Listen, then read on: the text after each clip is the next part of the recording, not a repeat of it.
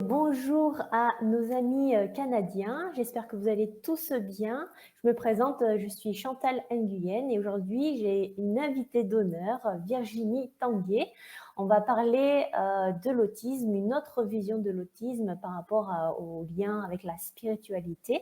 Mais avant tout, je voulais déjà présenter un petit peu Virginie, hein, qui est écrivaine, qui a déjà écrit au moins 8 livres, il me semble. Tu me dis hein, si je Oui, me trompe. c'est parfait. Oui, j'en suis à mon Au 8e. moins 8 livres. Alors, il y a déjà le premier qui s'appelle L'appel de l'âme, de la Oui, souffrance à l'éveil.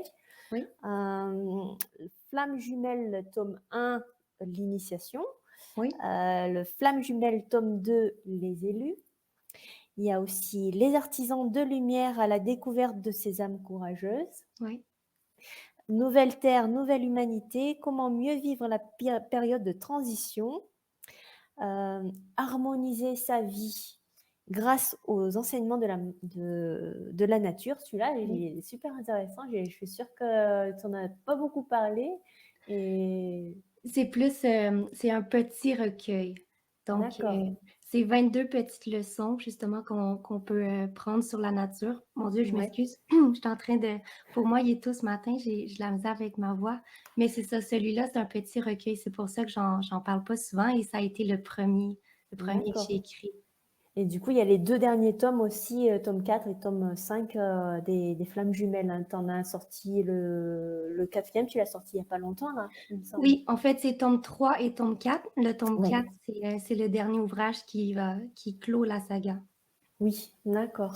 Mais écoutez, je vous laisserai en barre de description de la vidéo sur YouTube. Hein, je vous laisserai le lien de son site internet, le lien aussi de son site internet, là où il y a toutes les présentations de tous ses livres.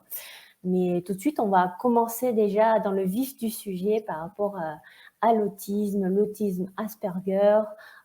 Pour toi, Virginie, quel est le lien entre l'autisme, la spiritualité, au niveau de la conscience? Quelle est ta vision? Oui, je peux dire que j'ai je m'excuse pour ma voix. Alors, j'ai une vision un peu plus globale, j'ai envie de dire et j'aimerais peut-être là mettre les gens en contexte d'où m'est venue cette vision. Moi, à l'époque, ça on recule de 5 ans, donc avec mon mari, on se rend bien compte qu'avec ma fille, il y a des problématiques particulières qui sont récurrentes. À cet âge-là, ma fille a 12 ans et on décide d'aller voir un psychologue. Donc, on s'en va faire les démarches chez la psychologue et au bout d'une heure, la psychologue me dit, «Il y a des grandes chances que votre fille soit autiste Asperger». Donc moi, j'avais déjà entendu parler d'autisme, mais je pensais qu'il y avait, uniquement les autismes profonds. Donc, c'est là qu'il m'a expliqué en fait que sur le spectre de l'autisme, c'était très, très large. Donc, on pourrait dire que les autistes Asperger, on est sur l'autre bout complètement du spectre. Donc là, il me présente les caractéristiques et je me rends bien compte que en fait, ma fille possède toutes ces caractéristiques-là. Entre-temps, moi, je m'observe beaucoup et je me rends compte également que je possède toutes les caractéristiques. Donc, on se fait faire nos 2 diagnostics et à cette époque, moi, j'étais en train de vivre ma première ouverture de conscience. Donc, j'étais en train de prendre conscience que j'étais beaucoup plus qu'un corps, que j'étais une âme, en fait, qui avait choisi de venir sur terre et c'est à ce moment-là que j'ai eu envie de pousser mes recherches un peu plus loin en ce qui a trait à l'autisme parce que je trouve que ce que les psychologues nous expliquent, c'est très juste, c'est exact, mais c'est la pointe de l'iceberg. Donc, Oui. tout ce qui se trouve émergé sous l'eau, pour moi, c'est ce qui est intéressant et c'est ce qui vient expliquer plus en profondeur qu'est-ce que c'est l'autisme, pourquoi on a ces particularités qui sont un peu particulières. Donc, c'est à ce moment-là, j'ai fait beaucoup de lectures, plusieurs recherches pour venir un peu affiner ma vision des choses. Donc, ce que je vous partage aujourd'hui, c'est une hypothèse. Il y a Ouais. pas de preuves scientifiques à l'appui, mais c'est mon ressenti profond. J'ai beaucoup lu, comme je vous ai dit, je me suis beaucoup informée. Il y a des ouvrages, je le savais même pas à l'époque, mais il y a des ouvrages qui traitent de l'autisme du point de vue spirituel. Il faut juste aller les chercher, mais il en existe. Donc voilà, mon hypothèse à moi, pour faire le lien avec l'autisme et la spiritualité et le parcours de l'âme, c'est que les personnes autistes, on en serait à nos premières incarnations terrestres. D'accord. Ça peut être la première fois qu'on vient sur Terre, la deuxième, la troisième, mais on n'a pas beaucoup d'expérience de ce monde et on n'a pas beaucoup d'expérience de ce que c'est la densité de la Terre. Donc, ici, la vibration est très, très basse, très, très dense. Et les personnes autistes, si on part de l'hypothèse qu'on vient d'autres mondes où on aurait évolué, par exemple, dans des corps de lumière, dans des corps qui ne sont pas faits de matière, ça crée un choc quand on arrive sur la planète Terre. Encore une fois, je le rappelle, c'est parce que la vibration est tellement dense Ouais. qu'on se sent comprimé, on se sent écrasé et on se sent prisonnier de notre corps physique. Donc, ça fait en sorte que souvent, très, très jeunes, les enfants autistes ont des problèmes de santé, problèmes au niveau de la digestion également. Euh, donc, c'est comme si l'âme essayait de s'adapter à Ouais. cette densité très, très basse. Donc, c'est ça, il y a beaucoup de problèmes au niveau de la santé, beaucoup d'autistes qui ont eu des difficultés à s'incarner. En fait, moi, quand j'étais jeune, à l'âge de 2 ans, j'ai été hospitalisée à 3 reprises. De ce que je Ah oui. comprends aujourd'hui, c'est comme si mon âme voulait repartir. D'accord. Oui, il y a une difficulté d'incarnation. On n'en parle pas assez, je trouve. Il y a toujours Ouais, on se dit, ouais, la mort, c'est difficile, mais le fait de descendre aussi, de rentrer ouais, dans l'incarnation, ça peut être très perturbant et ça peut. Bah, il y a beaucoup de difficultés à reconnaître l'environnement, beaucoup ouais. de pleurs. Je ne sais pas si ta fille, justement, Jenny, avait en tant que bébé, dès la naissance, est-ce qu'elle pleurait énormément Ma fille, non, mais ce que j'ai compris, et c'est ce que j'explique dans un de mes ouvrages, les personnes justement qui sont intéressées là, par le lien entre l'autisme et la spiritualité, l'ouvrage dans lequel j'explique tout ça, c'est Les Artisans de Lumière. Et ce que j'explique dans cet ouvrage-là, c'est que quand on se sent pas en sécurité, on a deux types de réactions. Donc, il y a des gens qui vont se replier sur soi et il y a des gens qui vont être un peu dans une sorte de révolte ou qui vont s'exprimer à voix haute. Donc, du côté de ma fille, elle a vécu vraiment un grand, grand repli sur soi. Donc, c'est comme si très jeune, j'avais pas accès à elle. C'était très, très difficile, mais il n'y avait pas de pleurs en particulier. D'accord. Et qu'est-ce que tu pourrais dire par rapport à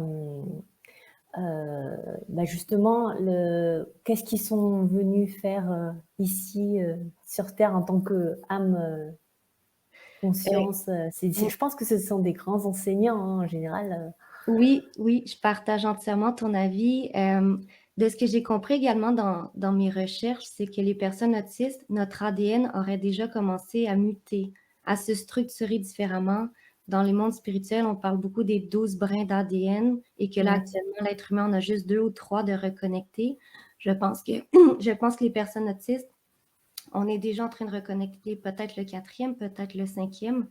Donc, ça nous donne accès à des potentialités. Si je peux te donner un exemple concret, notre manière de penser est complètement différente du commun des mortels. J'emploie des termes, mais c'est vraiment pas pour dénigrer personne. En fait, les personnes autistes, on a nos forces, on a nos faiblesses comme n'importe qui. Mais dans nos forces, c'est une manière de penser qui est très, très différente. C'est comme si on voyait un monde multidimensionnel. Donc, on pense en termes de concepts globaux et c'est très difficile au niveau de la parole parce qu'on ne comprend pas en fait comment l'être humain peut fonctionner dans un mode linéaire.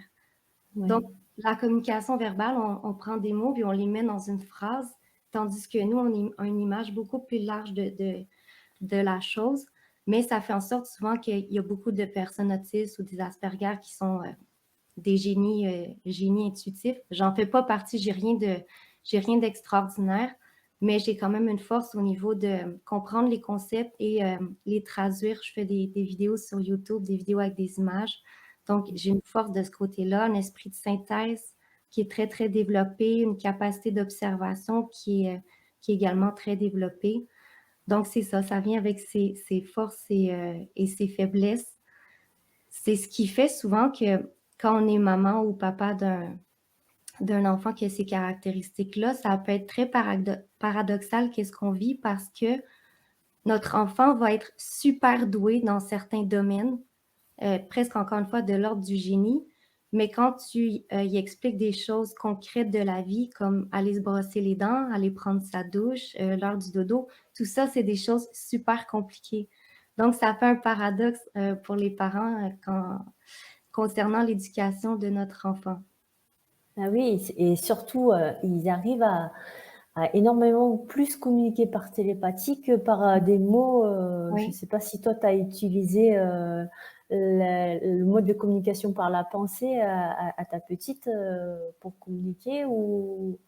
Ben, en fait, c'est sûr que moi, la télépathie, j'ai hâte justement qu'on puisse communiquer de cette manière-là. Avec ma fille, je te dirais que là, ma fille, elle a 17 ans et elle est encore un peu dans le repli sur soi. Donc, Ouais. je pense que la seconde, justement, qui va s'ouvrir à toutes ses potentialités, peut-être qu'à ce moment-là, elle et moi, on va être plus en mesure de communiquer par télépathie. Mais il y a une image qui me vient en tête. Est-ce que tu as vu la série Twilight? Est-ce que ça dit? Oui, Oui. oui, Bon, Renée Smith, qui est la fille de Bella et Edward, elle communique justement par... elle touche toujours les personnes pour leur communiquer tellement, en fait, dans son esprit, c'est vaste tout ce qu'elle voit. Puis moi, quand j'ai vu ce film-là, j'ai éclaté en larmes parce que je me suis dit, si on pouvait, les personnes autistes, communiquer de cette manière-là, ça nous simplifierait grandement la tâche. ouais. Oh, bah, tu m'étonnes, ça c'est sûr, hein, mais je sais que pour des enfants, des bébés, Mhm. si on communique directement bah, par la pensée, Oui, ils comprennent mieux que si on disait les choses verbalement. oui. Euh, et ça, ça a toujours été vraiment quelque chose d'impressionnant et de, je pense, plus facile pour les enfants de comprendre, en fait. Oui. Ouais, ben moi, je dis toujours en fait que les bébés sont très, très connectés. Ouais. Ils ont la mémoire également de qui ils sont, de ce qu'ils sont venus accomplir sur la Terre. Je pense en grandissant, c'est là qu'ils se déconnectent en fait parce que toutes les fausses croyances qui sont entretenues dans notre société. Mais oui, pour moi, les bébés, les jeunes enfants, ils ont la vérité. Ouais. Et est-ce que toi ou ta fille, vous êtes ressouvenus de vies parallèles ou des choses comme ça en étant jeune ou pas? En étant jeune, non. J'avais pas de souvenir de vie parallèle, mais par contre, j'avais certaines mémoires. J'avais la mémoire intuitive d'avoir connu d'autres mondes et c'est pour ça que sur Terre, je reconnaissais pas ce monde, je reconnaissais pas, je comprenais rien de l'être humain. Vraiment, Ouais. j'étais dans cette incompréhension totale du mode de fonctionnement de l'être humain, des valeurs qui entretenaient. Donc c'est ça, je pense, j'avais cette mémoire intuitive, mais pas d'image en tant que telle des autres mondes dans lesquels j'aurais évolué. D'accord. Et du coup, je voulais parler justement tu parlais de l'alimentation, en fait, Oui. par rapport aux problèmes digestifs plus Mhm. fragiles. Justement, je sais ils ont souvent une alimentation très restreinte où tu Ouais. manges que des pâtes d'une couleur. Si tu rajoutes une sauce, c'est mort. Il faut changer. Et ils ont peut-être 3, 4 aliments qu'ils veulent manger. Et comment toi, tu as géré ça? Quel type d'alimentation tu prends ou ta fille t'as donné à ta fille? Oui. Parce que c'est vrai que quand ils sont bébés, euh, C'est pas facile. c'est la mission impossible. C'est mission impossible, oui, tu fais bien de le mentionner. C'est problématique l'alimentation, mais en fait, je pense que qu'est-ce qui est intéressant de savoir, c'est pourquoi. Pourquoi c'est si difficile? Parce que quand on comprend le pourquoi, les solutions arrivent. Donc, les personnes autistes au niveau sensoriel, c'est comme si on était venu avec les sens plus développés. Donc, on Ouais, capte plus intensément. Donc, au niveau, par rapport à l'alimentation, au niveau du goût, au niveau de l'odeur, au niveau de la texture. Donc, tout ce qui a un goût prononcé, une texture un peu particulière ou quelque chose qui sent très fort, ça, on n'aimera pas ça, surtout justement quand on est très, très jeune. Donc, je pense en fait il faut accompagner notre enfant au travers de ça. Ça ne veut pas dire que parce qu'il n'aime pas ça, il ne faut jamais lui en donner. Moi, je suis vraiment la preuve vivante qu'on est en mesure d'évoluer au travers de tout ça. Quand j'étais jeune, j'avais en horreur le poisson à cause de l'odeur très, très forte et aujourd'hui, j'adore. Mais j'ai d'accord. vraiment fait des petits pas au travers de tout ça, des manières d'apprêter qui sont plus faciles.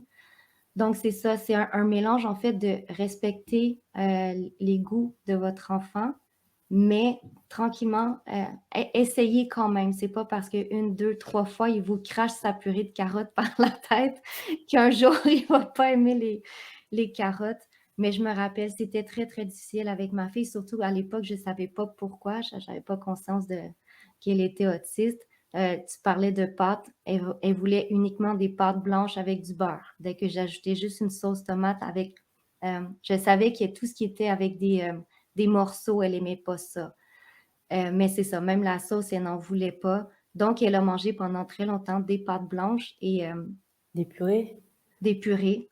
Des purées. Par exemple, pour ce qui est du yogourt, c'était du yogourt soit vanille, soit nature, mais il ne fallait pas justement qu'il y ait de petits fruits dedans. Oui, Donc, il a fallu beaucoup que je m'adapte. Mais en fait, je me rends compte, elle n'a jamais manqué de rien. oui. Ce que j'ai compris aussi en grandissant, c'est, et là, je me suis beaucoup observée, j'ai jamais eu un gros appétit et étant donné qu'au niveau de la digestion, pour moi, c'est plus difficile, j'ai besoin de moins manger que la plupart des gens.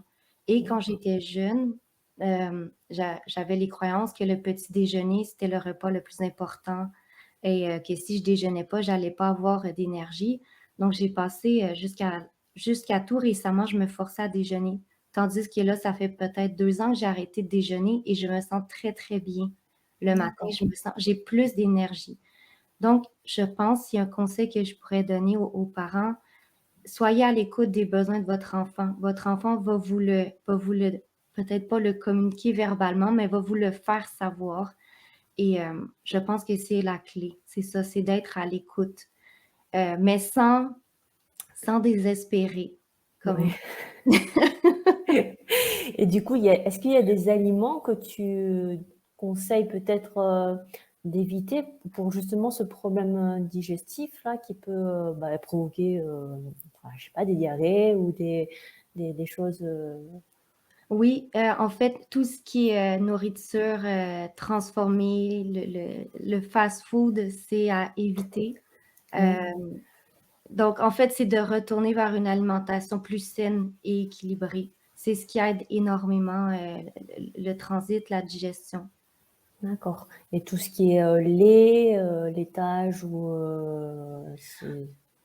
Le lait, moi, ma fille a pas rencontré de problème, mais c'est ça, encore une fois, je pense que c'est du cas par cas. ouais, cas par cas, oui. Puis là, on parle d'autisme, mais je pense qu'actuellement, au niveau mondial, le corps humain est en train d'évoluer, donc d'augmenter en vibration. Donc, qu'est-ce qu'on est en mesure de manger hier, aujourd'hui, ça ne veut pas dire que notre corps va l'accepter. Donc, encore une fois, je pense que la clé, c'est d'être à l'écoute. Ouais, d'accord. Et du coup, je voulais parler avec toi des angoisses. Tu sais, les Mm. angoisses sociales, la peur des magasins, la peur des gens, la peur des enfants.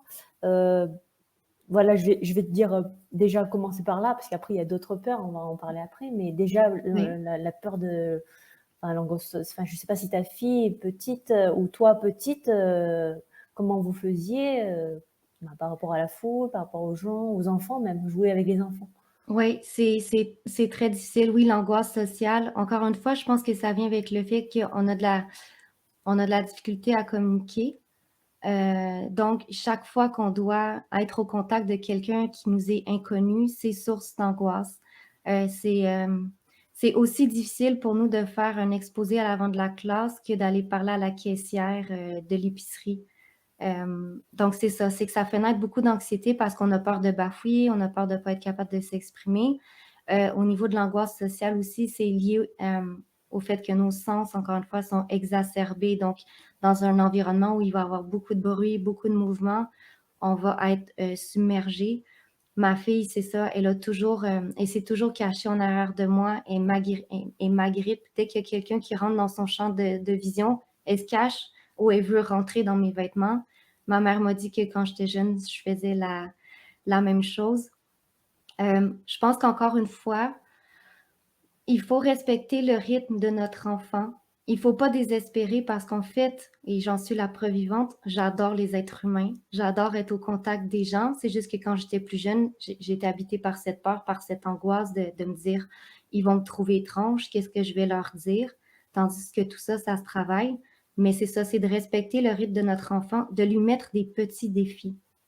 Ça peut D'accord. être aussi simple que de dire, je sais, Jenny, que tu n'es pas à l'aise quand on va dans une soirée entre amis, mais tu es à l'aise au sein de ma famille, donc on va s'organiser une soirée en famille. Tu vas voir, tout va bien aller. Et après ça, c'est d'augmenter l'intensité du défi, si je peux dire. Mais c'est le but, en fait, surtout quand c'est des jeunes enfants, c'est de les amener parce qu'ils vont aller à l'école d'une manière ou d'une autre, ou ils vont être Ouais. placés au contact d'autres êtres humains. Donc, ils doivent apprendre j'aime pas le mot gérer, mais à mieux vivre avec cette anxiété-là. Oui, et au niveau des émotions, parce que c'est un surplus d'émotions en même temps, en fait. Et qu'est-ce que tu fais enfin, pour calmer ça, la respiration, La respiration, ça fonctionne très bien. Moi, ça, c'est un des trucs qui fonctionne pour moi, avec ma fille également. Avec ma fille, on y a trouvé tout plein de trucs, justement, quand cette anxiété-là se fait sentir. Je vais prendre des exemples concrets, je pense que c'est ça qui peut aider. Quand elle est à l'école, c'est sûr que l'école, c'est source d'angoisse et elle est consciente qu'elle doit accepter cette source d'angoisse et que c'est pas le moment justement d'y aller plus justement dans les trucs qu'elle s'est trouvé. Un des trucs que ma fille s'est trouvé pour s'apaiser, c'est la musique. Donc oui, nécessairement dans la salle de classe, c'est pas le moment d'écouter de la musique, mais dès qu'elle prend l'autobus scolaire, par contre, là, c'est le moment de diminuer son angoisse. Donc, selon ses intérêts, elle s'est trouvé plein de petits trucs comme ça. Je vous en donne un autre. Ma fille, elle adore les chiffres, elle est très, très forte en mathématiques et de réciter les décimales du nombre pi, ça l'apaise. Donc ça, Ah, c'est un truc qu'elle peut faire n'importe où, n'importe quand et personne s'en rend compte. oui. Donc, c'est Ah, mais ce c'est genre bien de... ce conseil-là. Oui, mais c'est vraiment d'y aller avec les intérêts de l'enfant. Ça va être différent selon chacun, mais c'est vraiment de leur trouver des trucs quand c'est le moment de s'apaiser. Voici par exemple, Nolan, tu as 6 trucs dans ta boîte à outils. Quel truc que là tu as envie de prendre pour justement te calmer? Ouais, de le laisser choisir Oui, et de pas forcément être dans le ah pourquoi tu fais ci ou pourquoi tu ressens ça parce que des fois il y a des peurs que tu dis mais toi-même tu te dis mais pourquoi bah, comme les peurs des électroménagers oui. ou de la douche est-ce que ça La, tu pourrais en parler de ça parce la que c'est douche, intriguant quand même. la douche, parlons-en parce que ma fille a 17 ans et c'est beaucoup moins problématique que ça l'a été par le passé. Mais encore une fois, ce que je comprends de la douche, c'est que étant donné qu'il est plus sensible, c'est tout ce qui est changement de température par rapport à la douche. Moi-même, quand je sors de la douche, ben, j'ai froid, donc j'aime pas ça. J'ai très, très, très froid, je me mets à grelotter. Donc, oui, l'eau, c'est problématique à ce niveau-là. Mais encore une fois, c'est de donner des trucs ou ce que j'ai compris aussi dans l'éducation pour les enfants autistes, ils doivent comprendre le côté rationnel, le côté logique. Donc, quand D'accord, j'ai expliqué à ma fille, Jenny, tu dois te laver une fois par jour parce que c'est pour ta santé. Donc, ouais. d'y expliquer de cette manière-là, parce que c'était un combat, la douche, à chaque soir pendant des années, il fallait toujours que je lui rappelle, elle ne voulait pas y aller, je la poussais presque de force. Et paradoxalement, une fois elle était rentrée dans la douche, elle perdait complètement la notion du temps, donc elle restait 1 heure dans la douche. Donc, D'accord. Ah oui, il y a ce côté d'espace-temps qui est pas présent en fait. pas présent. Donc, on a trouvé des trucs. Elle se mettait un timer sur j'ai pas le mot en français, une Euh, minuterie oui, minuterie, oui. ouais, sur son cellulaire. Donc, elle se laissait un 15 minutes. Au bout de 15 minutes, ça sonnait, là, ça la faisait revenir dans la réalité. Et là, une D'accord. fois sortie de la douche. Mais d'expliquer le côté logique, ça aide beaucoup au lieu d'y aller avec des punitions. Ouais, ouais, ouais. Moi, je Oui, sais que pour mon petit, c'est le bain, ça apaise plus, tu vois, le oui, bain. oui, Donc, même à 3 ans, 4 ans, là, et on a encore la petite baignoire oui, de, oui, de bébé parce que l'eau, tu vois, elle est plate et il y a pas de projection, de gouttes qui vont dans oui, tous les sens. c'est Parce que ça. j'ai l'impression qu'ils arrivent à capter toutes les gouttes une par une et du coup, ça fait beaucoup d'informations à ce niveau-là. C'est exactement ça. Il y a trop d'informations qui rentrent pour nous. Donc, Oui, c'est excellent le conseil du bain. Encore aujourd'hui, moi, j'en prends beaucoup. C'est ça, oui. ça l'apaise beaucoup le bain. Oui, c'est calme, c'est plus plat et il y a pas de voilà de choses à paramétrer parce que c'est souvent Oui, des cerveaux qui sont, bah, il y a les cerveaux automatiques et les cerveaux manuels et là, c'est plutôt sur des cerveaux manuels, il faut enregistrer tous les paramètres comme du programme du enfin, de la programmation informatique, tu vois? c'est ça. Faut enregistrer tous les différents codes, les nouveaux codes, et à chaque fois, pour chaque, nouvel environnement, ça fait un peu ça. Moi, je comprenais pas au début, tu vois? Oui, oui, Et du coup, le fait de comprendre un peu ces petits détails qu'on trouve pas forcément partout, bah, oui, ça aide aux parents à se dire: «Bon, bah, écoute, c'est pas de la comédie, il y a quelque c'est chose ça. quand même qui est derrière, quoi». Exactement, je trouve ça tellement important ce que tu viens de dire, c'est quand on comprend pourquoi notre enfant agit ou réagit comme ça, surtout quand ils sont très jeunes, c'est pas de la manipulation qu'ils nous font, c'est pas de la comédie comme tu Oui, viens de le dire, c'est des réels besoins qu'ils ont, mais souvent ils sont pas en mesure de nommer, de s'exprimer. Donc, quand on va chercher la compréhension, que ça soit au travers de cours, d'ouvrages, de conférences sur YouTube, c'est là qu'on se dit, bon, mon enfant a tel besoin et voici de quelle manière justement je peux l'accompagner au travers de oui. tout ça. Oui, parce que les électroménagers, je sais pas si toi, avec les mixeurs, les aspirateurs, les sèche-cheveux, enfin, c'est surtout enfin, est-ce que c'est une douleur aux oreilles ou est-ce que c'est Ben quoi moi, qui fait que j'ai un souvenir qui vient de me revenir. Ça va un peu dans l'inverse de ça. C'est quand elle pleurait quand elle était petite, je la mettais sur la sécheuse. Les mmh, vibrations de la sécheuse, ça l'apaisait. d'accord, Mais sinon, elle a pas eu cette peur, du four micro-ondes ou je sais qu'il y en a justement, peut-être ouais. qui captent encore plus les énergies. Le micro-ondes, c'est des énergies électromagnétiques. Donc peut-être qu'instinctivement, ils savent que ça va les débalancer dans leur champ énergétique, Ouais. peut-être. Bah, j'avais lu dans un livre où je pense que il y en a certains qui ressentent une douleur en fait interne, OK. comme s'il y avait une ouïe de Mmh. Superman et que Ouais. du coup c'était un peu trop fort et qu'il faut ben, pouvoir les mettre au calme Mmh mh. quand on utilise ces appareils en fait. Ouais. Surtout ça. Après, je voulais parler bah, avec toi de la peur aussi, peut-être de s'endormir la nuit, est-ce qu'elle percevait, au niveau, est-ce qu'elle percevait, ben, des âmes ou elle percevait des sensations de l'invisible, des Je lui ai demandé récemment, elle me dit non, qu'elle a pas de souvenir de percevoir justement le monde de l'invisible, mais les dodos ont toujours été, là je dis toujours, c'est beaucoup moins, c'est plus facile aujourd'hui, mais ça a tout le temps été très problématique. Elle voulait pas dormir seule, elle voulait pas, mon elle petit venait aussi. toujours toi aussi, oui. C'est typique, elle venait toujours au pied de mon lit. Je la couchais dans son lit, elle savait que je voulais pas qu'elle se lève. Elle attendait Mmh. que je m'endorme et le matin, je la retrouvais, à terre sur le plancher. Elle avait amené sa doudou puis elle s'était couchée. Hem, je sais pas, en fait, la seule chose que j'ai compris, c'est que l'autiste, il va emmagasiner tellement d'informations, au cours de la journée, tellement d'émotions qui vont se faire ressentir par rapport à tout ça. Tout à l'heure, on parlait d'anxiété, ben, Mmh. ça s'accumule. Donc à l'heure du dodo, c'est comme si tout ça rejaillissait. Heu, D'accord. J'avais lu dans un ouvrage que quelqu'un d'ordinaire va prendre en moyenne 15 minutes pour s'endormir, tandis que la personne autiste peut prendre 45 minutes, 1 heure pour s'endormir et que c'était dû justement à toutes ces émotions-là qui remontaient. D'accord et pour toi, est-ce que ça a été tu as du souvenir pour toi, si c'était comme ça aussi? Oui, ben, en fait, pour moi, c'est encore problématique.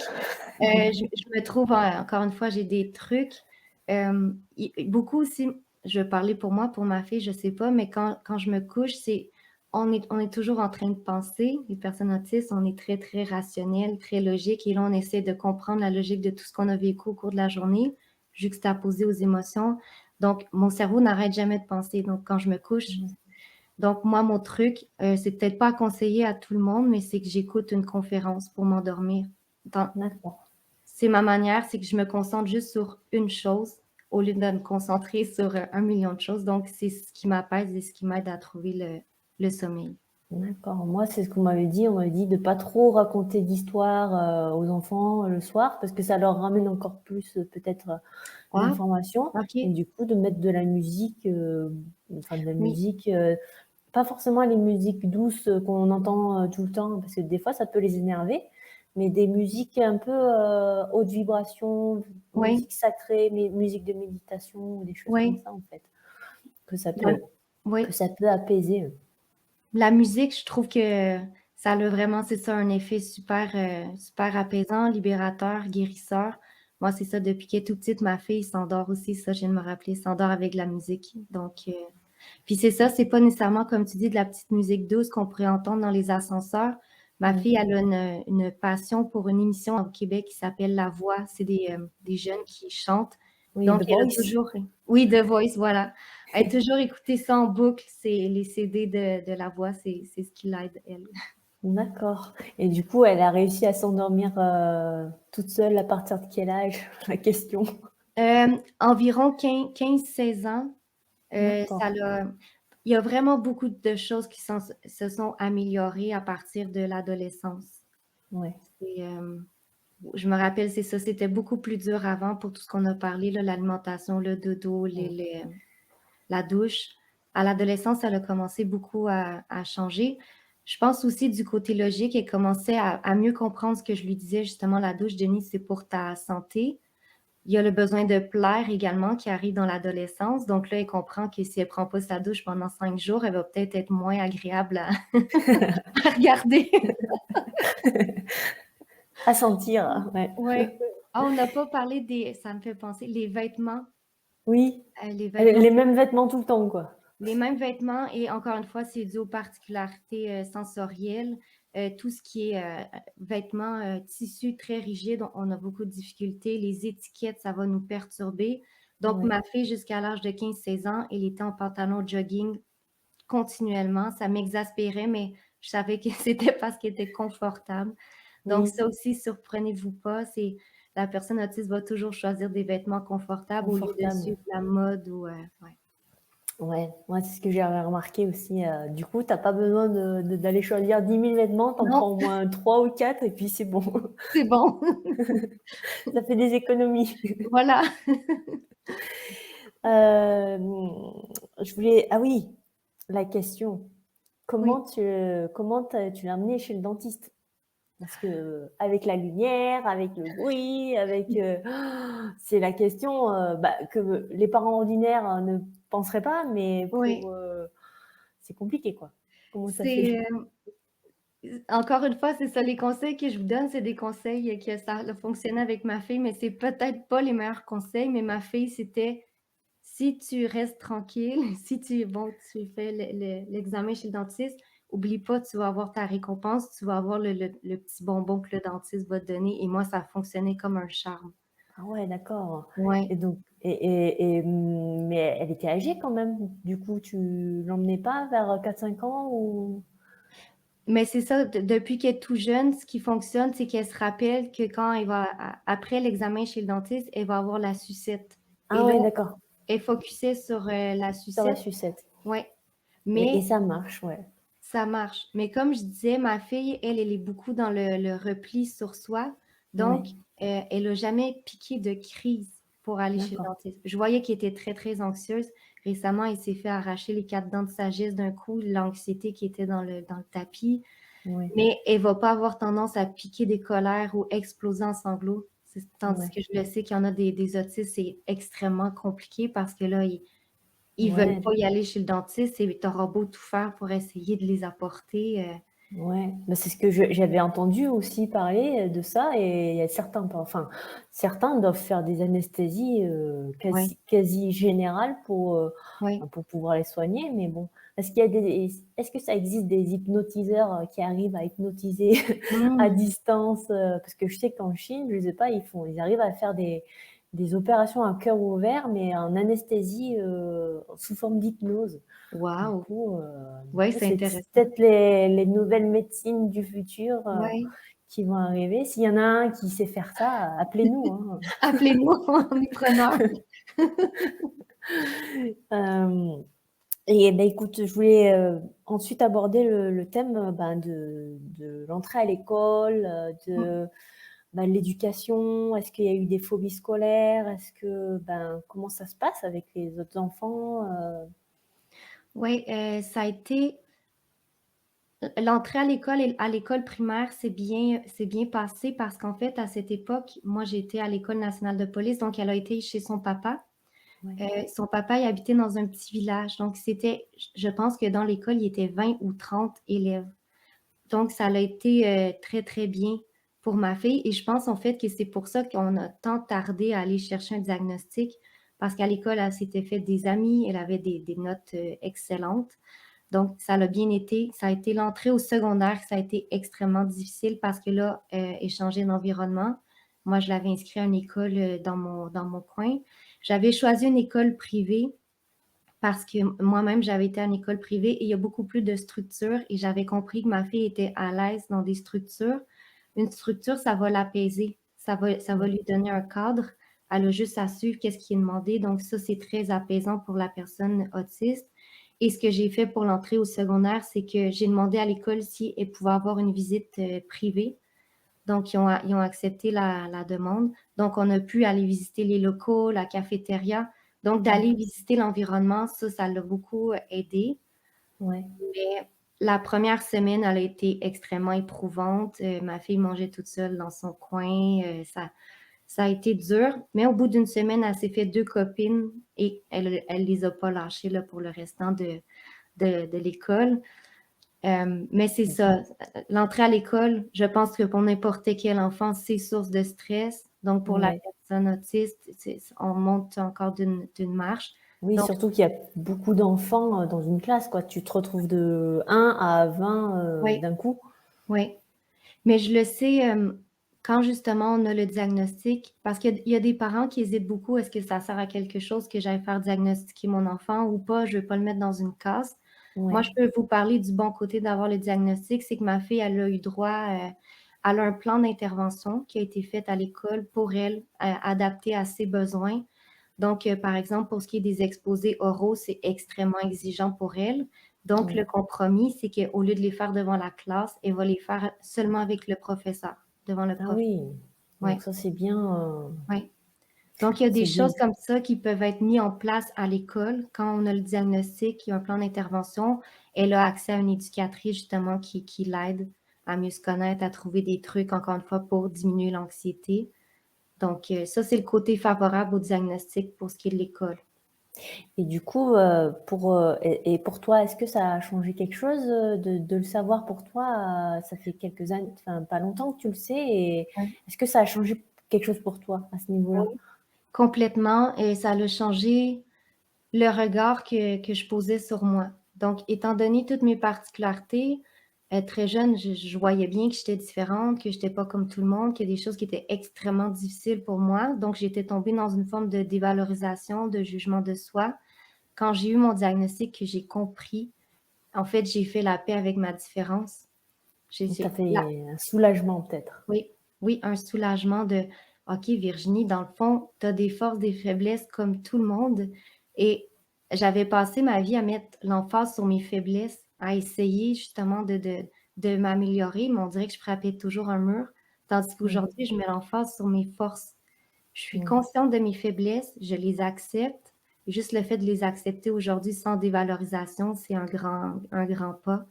Donc oui, moi, ça m'a vraiment libérée. Je me suis pas, attachée à ce diagnostic-là. Je déteste Ouais. les boîtes, je déteste les catégories. Je me Ouais. suis pas attachée à tout ça, mais c'était vraiment dans la connaissance de soi, la compréhension, l'acceptation.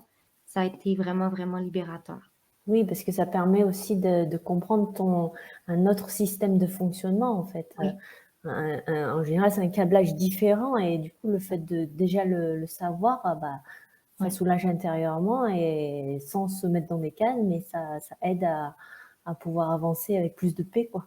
Exactement, plus de paix, plus de sérénité et puis aujourd'hui, je connais mes limites et mes zones d'inconfort. Donc étant donné la particularité sensorielle, je ne m'oblige plus à aller dans une foule ou dans un endroit achalandé. Je le sais que je vais être complètement tout à l'envers quand je vais revenir à la Ouais. maison. Donc, je m'oblige plus par le passé. Je me dis, il Il faut que faut, il c'est faut ça. que je m'adapte au Oui, moule c'est ça. à l'extérieur, alors qu'en fait, c'est juste toi, tu dois être toi C'est ça. et c'est pas rentrer. Les enfants, les enfants ne doivent pas rentrer dans une case, mais en fait, je pense qu'ils sont là pour faire sortir les autres de Oui, leur case, de leur moule. exactement. Oui. Et du coup, je voulais savoir par rapport à est-ce qu'il y a une hérédité Oui, j'ai demandé à ma psychologue parce que c'est ça, après avoir reçu le diagnostic de ma fille, j'ai dit: «Est-ce que c'est normal que je me reconnaisse?» Là, le diagnostic, elle m'a confirmé que c'était bel et bien positif et donc je lui ai demandé. Elle m'a dit environ 50%. 50 est lié à l'hérédité. Il va y avoir un autre pourcentage qui va être lié à l'environnement. Ils n'ont pas toutes les données du point de vue scientifique, ils n'arrivent pas justement à tout comprendre, mais oui, ils ont décelé que souvent, justement, une maman ou un papa qui va être Asperger va transmettre ça à son enfant. Et après ça, j'ai fait le constat dans ma propre famille. Moi, j'ai une cousine qui est autiste profond, j'en ai une autre qui a un retard, une déficience. Il y a plein de diagnostics qui sont tombés au sein de ma propre famille Ouais, élargie. Donc, oui, c'est la preuve qu'il y a un côté hérédité dans tout ça. d'accord. Et qu'est-ce que tu conseilles est-ce que tu conseilles pour l'enfant de lui dire ou pas Oui. et si tu lui dis, vers quel âge à peu près, en fait? Comment toi, tu Euh, as fait? Moi, je lui ai dit parce que justement, quand elle a reçu son diagnostic, elle était en âge de comprendre. Elle avait 12 ou 13 ans et elle savait qu'on allait voir la psychologue pour ça, pour à savoir est-ce que tu es autiste ou pas. Donc, elle l'a su de cette manière-là. Encore une fois, je pense que c'est du cas par cas. Je vous présente ma vision. Moi, comme je vous ai dit, ça m'a tellement aidé de comprendre, de le savoir, ma fille également, que je pense que ça peut être une bonne chose de lui dire. Moi, je lui ai acheté des livres aussi, je l'avais apporté avec moi. Il y a des petits livres, on ne voit pas très bien, c'est Toi qu'on dit autiste, le syndrome d'Asperger expliqué aux enfants. Donc, il explique des petits livres comme ça pour que l'enfant, justement, découvre à son propre rythme toutes les particularités. Parce que j'ai compris aussi que les personnes autistes, on est beaucoup plus verbales qu'auditifs. Donc, je Oui, vais avoir beau expliquer, expliquer, expliquer à ma fille, ça va être plus facile pour elle de le lire parce qu'elle voit. oui, parce qu'ils ont c'est comme j'ai lu quelque part, c'est un cerveau visuel. Tout, Exact. tout passe par la vue, en fait. Même Oui, le toucher, il y a besoin de oui, voir pour sentir, en fait. oui, oui. Puis ça me fait penser, mon mari, souvent, il vient me prendre, il va déposer ses mains vers l'arrière et je fais tout le temps, je déteste. Donc, j'ai finalement compris que non, il faut que je te voie. Donc, s'il te plaît, passe par l'avant si tu. Ouais, Mais c'est ça, je pense que c'est bien d'informer l'enfant, mais peut-être attendre le moment propice. Encore une fois, c'est du cas par cas. C'est sûr de le dire à un enfant qui a 2 ans, je vois pas nécessairement l'utilité. oui, Mais je pense qu'à partir de l'adolescence, ça peut être bien de le savoir. d'accord. Et bah, oui, parce qu'il y a pour certains parents, tu vois, l'autisme léger, ils vont se dire, bon, bah, c'est léger, il n'y a rien à faire, on va faire comme si de rien n'était. Qu'est-ce Mmh. que tu en penses de ça, toi? Ben, en fait, moi, j'ai grandi dans une famille, on était 7 frères et sœurs et ma mère m'a toujours dit: «Vous êtes venus avec une personnalité, des caractéristiques qui sont propres à vous et je devais m'adapter à chaque enfant». Donc et son mode d'éducation était différent selon justement notre personnalité ou donc autiste, pas autiste, je pense que le rôle du parent, c'est de s'adapter à son enfant, d'essayer de le comprendre justement, puis de mettre des outils en place. Donc autisme léger, on enlève ce terme-là, on fait Mm. juste essayer justement de comprendre notre enfant et de faire au mieux. C'est sûr que justement quand on a un enfant autiste, oui, il y a des choses qui sont extrêmement difficiles, c'est ce qu'on a parlé en fait dans l'entretien, mais il y a des choses qui sont extrêmement positives aussi. C'est important d'en prendre conscience. Les autistes, c'est des êtres emplis d'amour, très, très empathiques. Mhm. Ça, tu vois, c'est la seule chose que je n'étais pas en accord dans mon diagnostic. Il paraissait que les autistes, on n'était pas empathiques. Moi, j'ai dit à mon psychologue, c'est l'inverse. On est très empathique. Mhm. Donc, on va tout capter de l'autre, mais ça fait en sorte qu'on est des très bons amis parce qu'on est à l'écoute, on va comprendre l'autre. Donc, c'est ça, il y a plein de beaux côtés à l'autisme. Puis là, je suis en train d'oublier ta question. Bah, c'est par rapport aux parents là, Oui, c'est ça. quand ils savent que c'est l'autisme léger, est-ce qu'il y a, ils se disent, bah, il n'y a rien à faire. Toi, qu'est-ce que tu en penses par rapport à ça, en fait? Donc, Ben, en fait, il n'y a rien à faire. C'est, comme j'ai dit, c'est vraiment de s'adapter aux besoins de son enfant, tout justement. simplement. Ouais. Mm, mm, mm. Et bah, justement, les outils, les clés Oui. que tu souhaites partager par rapport à l'éducation ou par rapport à Mm. d'autres choses, qu'est-ce que tu pourrais partager? Par rapport à ma fille, qu'est-ce qui fonctionne très, très bien, c'est les routines et c'est typique justement des personnes autistes. Encore une fois, c'est en lien avec l'anxiété, une peur de l'inconnu. Donc, d'instaurer une routine dès le plus jeune âge et de s'y tenir. C'est sûr que quand l'enfant grandit, tu adaptes un peu la routine, mais c'est quelque chose d'extrêmement rassurant. Et puis, qu'est-ce que je voulais dire par rapport à la routine? Attends, je pense que je m'étais pris des petites notes parce que j'ai tendance... Non, c'est ça, c'est pas par rapport à la routine, mais c'est par rapport à... Ça, c'est dans mes cours sur l'autisme qu'on me l'avait enseigné. C'est très important d'être à l'écoute de la disponibilité de son enfant. Ce que ça veut dire, c'est que quand l'enfant, par exemple, revient de l'école, moi, par le passé, j'avais tendance à sauter sur ma fille, dire comment ça s'est passé, raconte-moi, Jenny. Elle n'est pas disponible à ce moment-là parce que justement, elle est en surcharge toute la journée. Donc, Ouais. c'est lui laisser son espace, son temps, et je lui ai dit, quand tu es prêt, là, tu viens vers moi, et là, à ce moment-là, on va échanger. Donc, ça, c'est un conseil. Je n'étais pas consciente avant, je la bombardais de questions. Donc, c'est ça, c'est de tout le temps voir la disponibilité de l'enfant. Qu'est-ce que je m'étais noté? Par rapport aux émotions, l'autiste va avoir tendance à percevoir les émotions extrêmes. Donc, il va avoir conscience quand il est en colère, il va avoir conscience quand il est très, très triste, mais entre les deux, il n'y a aucune idée. C'est comme si c'était une zone un peu inconnue. Ça fait en sorte, et je l'ai vraiment constaté dans la pandémie avec ma fille, elle a entretenu une certaine mélancolie, tristesse, mais c'était vague parce que c'était pas à l'extrême. Mais elle a tellement accumulé qu'elle a fini par tomber dans un état profondément dépressif et je ne l'avais pas vu venir. D'accord. Ouais, Donc, parce qu'elle ressentait aussi la conscience collective au oui, niveau de l'empathie, parce qu'ils arrivent je pense, à capter tellement de choses au niveau planétaire et puis oui, même sur d'autres sphères, d'autres dimensions, d'autres plans. oui, Et du coup, tout peut se mélanger aussi à ce niveau-là. exactement. Je suis totalement d'accord avec toi. On m'avait déjà dit, dans mon cas, s'il y a un tremblement de terre qui se produit, par exemple, en Asie, moi, je vais le ressentir. C'est ça, c'est qu'on capte, on est des éponges énergétiques. Donc, c'est ça, ça avait été difficile pour ma fille. Et étant donné qu'elle a de la difficulté à identifier ses émotions, à me les communiquer, je ne l'ai pas vu venir. Donc, Ouais. un conseil que je donnerais aux parents, c'est il faut questionner notre enfant par rapport à comment il se sent. Souvent, on a la réponse je ne le sais pas. Ça, c'est courant.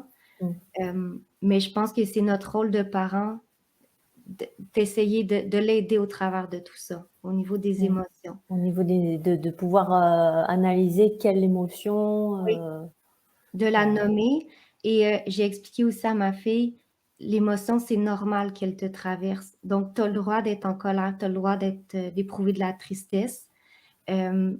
Donc, ça l'aide parce qu'elle pensait qu'elle n'avait pas le droit justement d'être triste.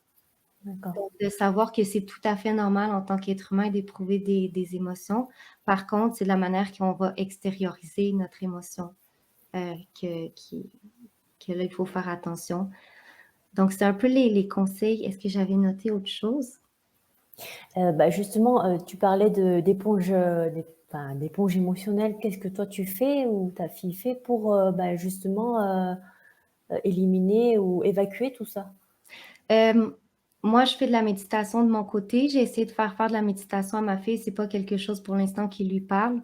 Ouais. Mais aussi, moi, une méthode que je me suis trouvée, c'est l'écriture. C'est pas pour rien que j'en suis rendue à 8 livres. C'est que c'est ma manière de bien comprendre les émotions, justement, et de m'en libérer, en quelque sorte, de mettre du sens au travers de tout ça. Parce que les personnes autistes, l'émotion, c'est pas quelque chose de logique, mais c'est comme si on essayait de voir la logique derrière tout ça. Donc, pour moi, de l'écrire, c'est ça, j'encouragerais beaucoup les parents à tout ce qui est création. Création artistique, c'est très, très bon pour l'enfant. D'ailleurs, c'est bon pour tous les êtres humains, mais Mm. c'est un moyen de nous apaiser, c'est un moyen de mettre nos talents, en fait, au service des autres. Et un trait particulier des autistes, c'est qu'on a des intérêts très, très restreints. On ne s'intéresse pas à beaucoup, beaucoup de choses, mais on est très doué parce qu'on a deux, trois intérêts restreints. Et Mm. moi, de la manière que je le vois, si je peux faire le lien avec la spiritualité, c'est nos intérêts restreints, c'est ce qu'on est venu apporter à ce monde, c'est notre contribution. Ouais. Donc, moi, dans mes intérêts restreints, il y a l'écriture, mais pour moi, c'est ce que je suis venue apporter à mes semblables. Donc, je pense que c'est super important d'encourager ces intérêts-là dès le plus jeune âge chez votre enfant. Oui, oui, mais c'est clair, la danse, la musique, Oui, tout ce qui est art créatif et connexion aux animaux aussi, ça aide beaucoup de ce que j'ai oui. pu observer. Les animaux, c'est bien que tu en parles parce que justement, ça, c'est quelque chose d'extrêmement bénéfique pour les autistes. L'animal va apaiser.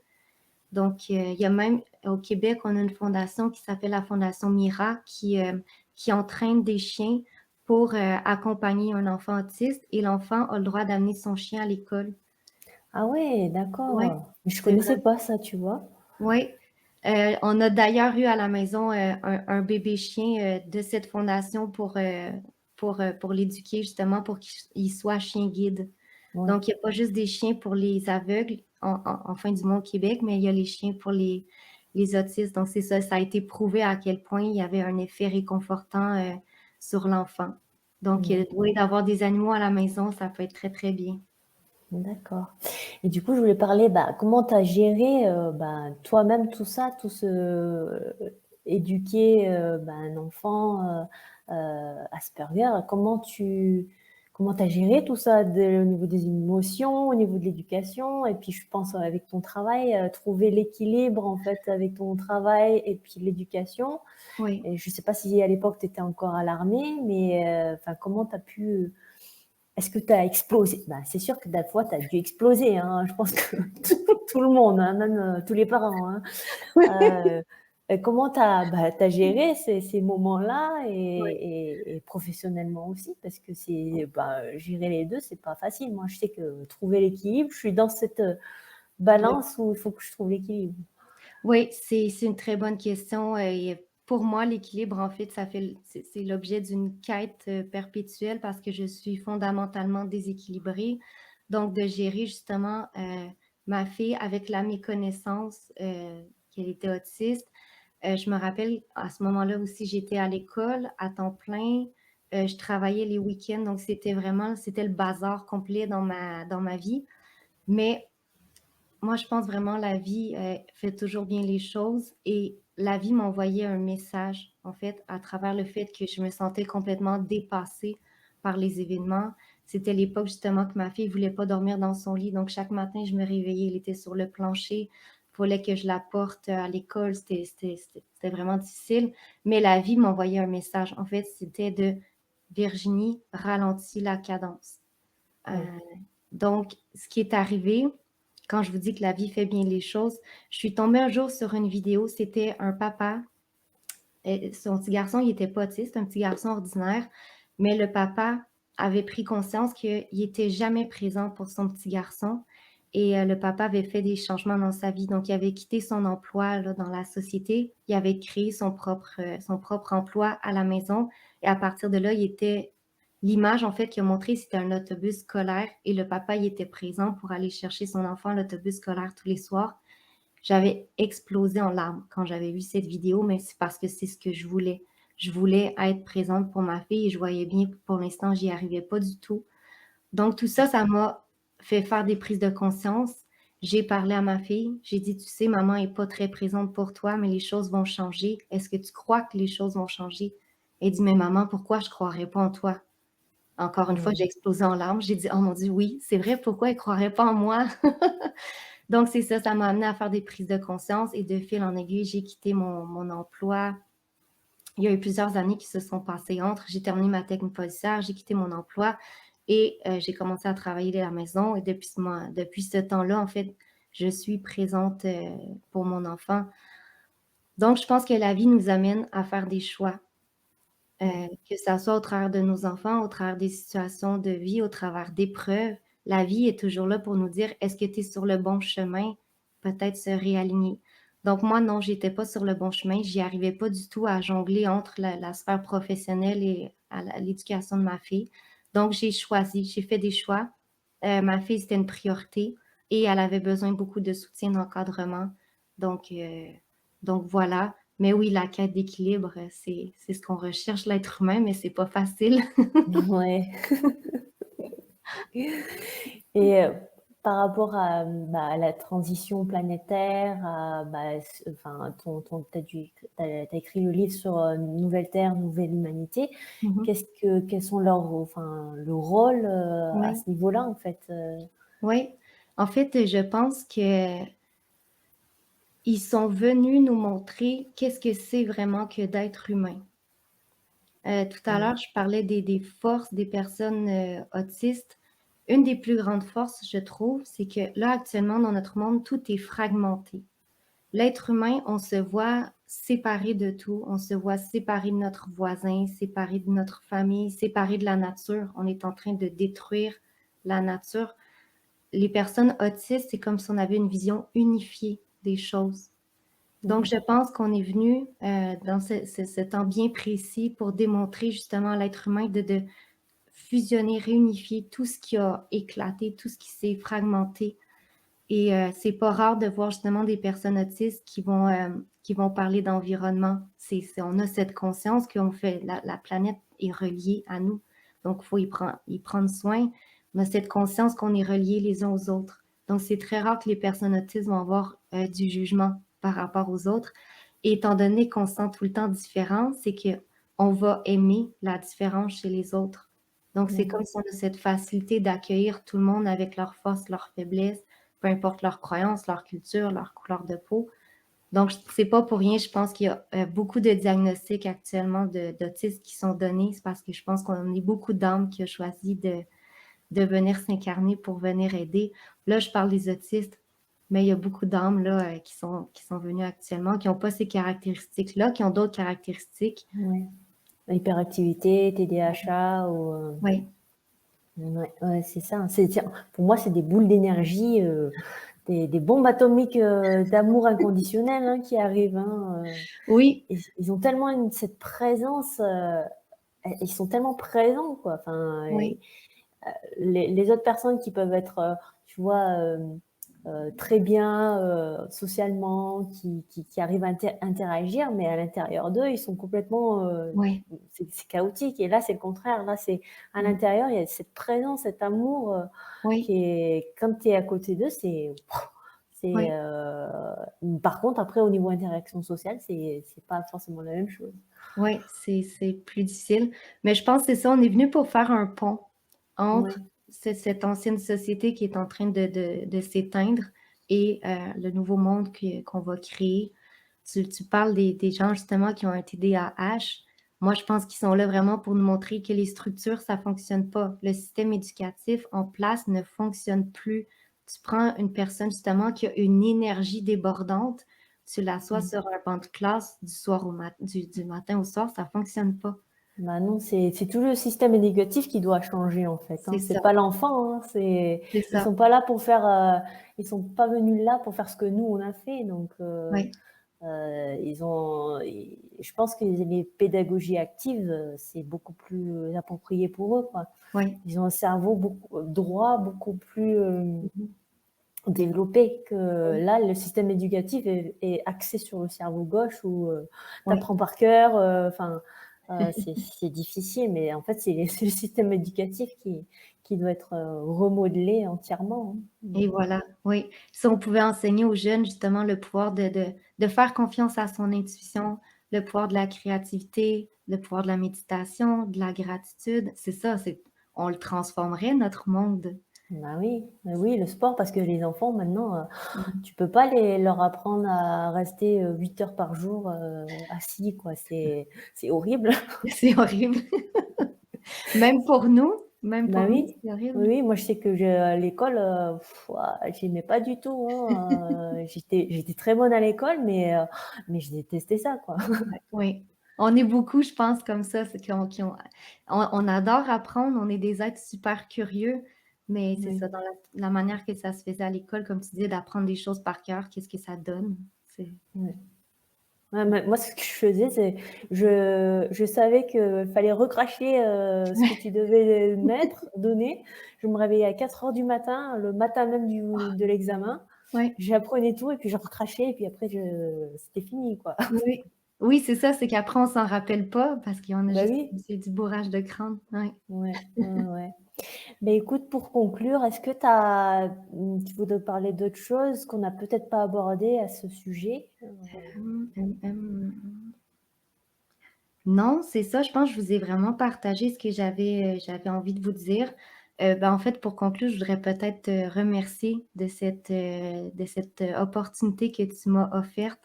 Je trouve que c'est ça, on n'en parle pas assez d'autisme ou on n'en parle pas assez du point de vue, de l'âme, du point de vue un peu plus spirituel. Donc j'étais vraiment enthousiasmée quand tu m'as proposé, de faire une vidéo. Donc, merci à toi. Bah, merci à toi d'avoir accepté, hein, parce que quand je t'ai vue, j'ai senti tout de suite: «Oh, faut que je m'entretienne avec elle sur, ce sujet» et quand, je me suis dit ça, j'ai ressenti une vague d'amour, des frissons partout, partout qui ont traversé de la tête aux pieds, mais en version, longue durée, quoi. Ça a duré, 30 secondes. Donc là, j'avais bien compris que fallait que ça se fasse. Fallait que ça se fasse, oui.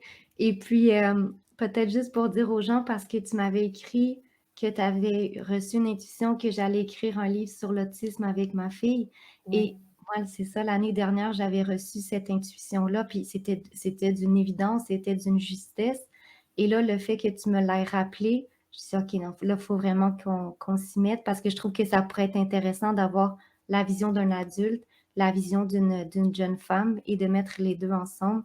Donc, ouais. on peut dire que oui, les intuitions que tu reçois sont très, très justes et pour moi, c'est ça, le fait que tu sois apparu dans ma vie comme ça, je me dis: «Il y a pas de hasard». Donc, merci encore une fois. Une belle reconnexion. Bah, en Oui, tout c'est cas, je suis trop contente. Je suis ravie d'avoir partagé ce merveilleux moment. En tout cas, pour tout le monde, merci pour votre écoute. N'hésitez pas à partager, aux parents qui auraient peut-être besoin d'entendre.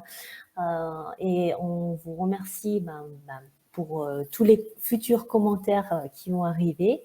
Et on vous retrouve à très bientôt pour peut-être une autre entrevue. Et puis, je vous souhaite une excellente fin de journée ou une excellente soirée si vous regardez le soir. À très bientôt. à Merci. à très bientôt. Merci, merci à toi Chantal.